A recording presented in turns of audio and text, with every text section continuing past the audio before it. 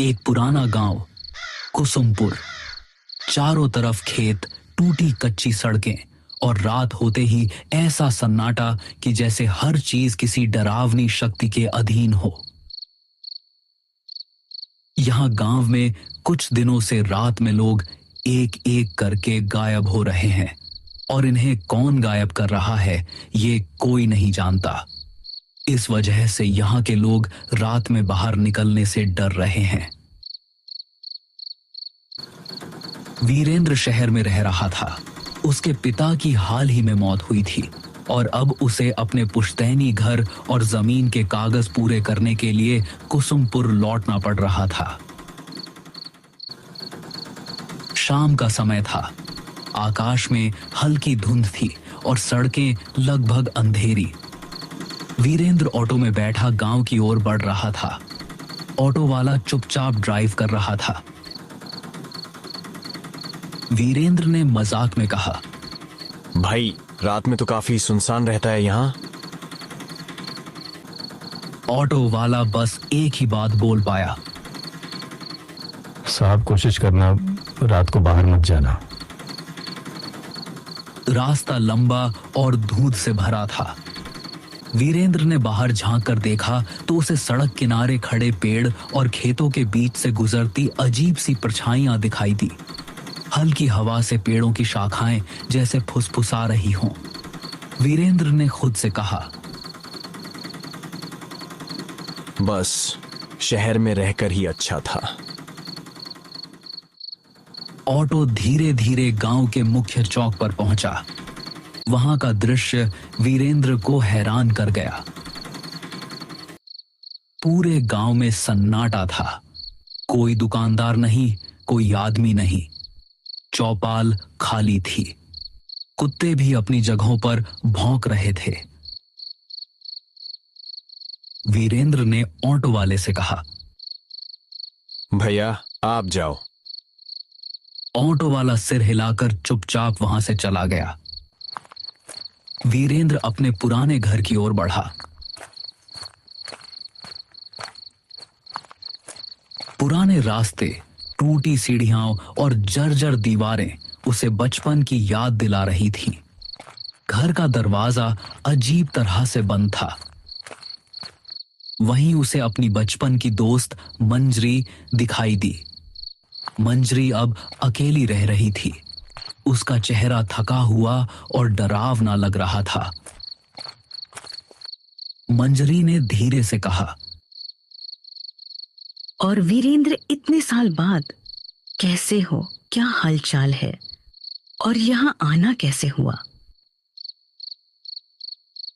हाँ मंजरी, मैं ठीक हूं।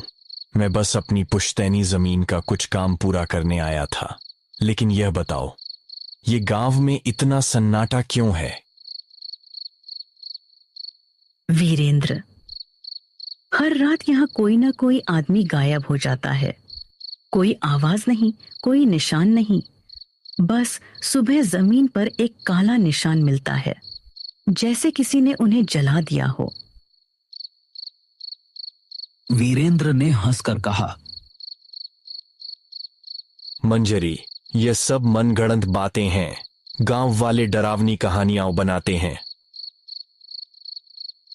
अगर तुम इसे हल्के में लोगे तो शायद बाद में पछताओगे। रात में बहुत अजीब चीजें होती हैं। आवाजें, परछाइयां और कभी-कभी नाम पुकारने वाली आवाजें। वीरेंद्र ने उसे शांत करने की कोशिश की, लेकिन उसके मन में डर बैठ गया। वह जानता था कि रात अब शुरू हो चुकी है और गांव का सन्नाटा धीरे धीरे उसे अपने घेरे में ले रहा है। रात गहरी होने लगी। वीरेंद्र घर के पुराने कमरे में बैठा, धुंध से ढकी खिड़कियों के बाहर झांक रहा था। हर खिड़की पर अजीब सी परछाइयां गुजर रही थीं। कभी हवा में फुसफुसाहटें, कभी दीवारों के पीछे किसी का नाम पुकारना। वीरेंद्र ने सोचा, यह सब अजीब है। लेकिन उसके पास समय कम था। वो डरते डरते सोया। अगले दिन जमीन और घर के कागज कंप्लीट करने थे। वो धीरे धीरे गांव की गलियों में घूमना शुरू करता है। वहां हर घर का दरवाजा जल्दी बंद होता है। कोई बाहर नहीं दिखता। चौपाल बिल्कुल खाली। कुत्ते भी अजीब तरह से घूर रहे थे। वीरेंद्र ने महसूस किया कि जैसे हर कोई डर के साए में रह रहा हो। तभी उसे गांव का पुराना पंडित दिखाई दिया। पंडित बुजुर्ग और गंभीर थे।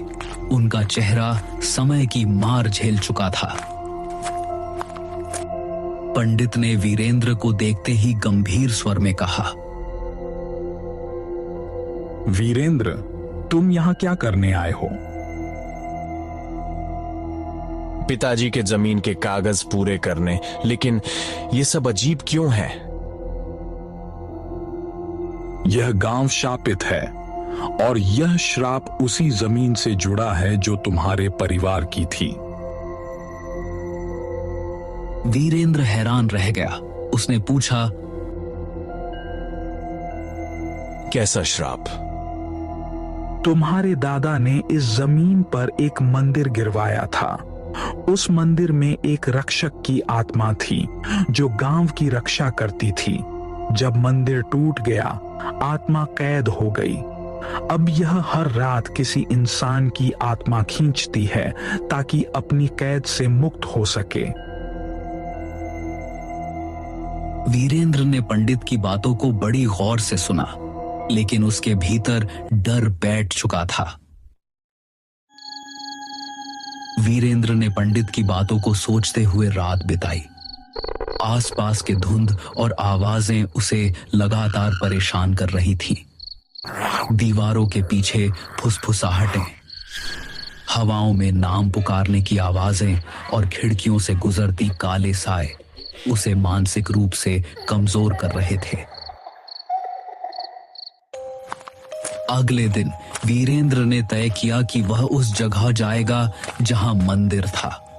उसे जानना था कि क्या सच में यह श्राप उसके परिवार की गलती का परिणाम है